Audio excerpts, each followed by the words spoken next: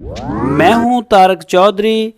DGF livestock channel को subscribe कीजिए और बेल आइकन को प्रेस कीजिए हमारी नई वीडियो को सबसे पहले।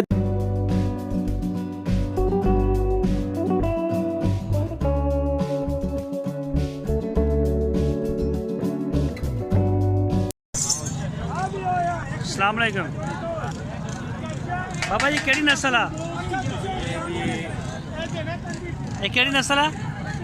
देसी बकरा माजा जी। माजा मक्खी चीना? हाँ जी, खट्टा मक्खी खसी आ? नहीं जी, अंडर अंडर है। दंद किन्ने है ये? छिका है मुंह से जवान है पूरा? जवान। की मांग रहे हो ਇਹਦਾ? 1,20,000 रुपये। बड़ा बड़े पैसे मांग रहे हैं। बकरा है लग्या कि ना, ये दसो।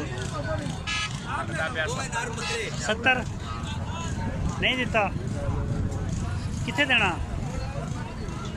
कितने आ गया जी बारे जो नहीं भी कापी तो देना या कापी तो थले उत्ते भी करना? ये तुसी घर दा लै गए या वैसे काम करते बेचते भी हैं? बेचते हैं। नंबर देना आपका? हाँ जी बोलो, नंबर बोलो। 0306।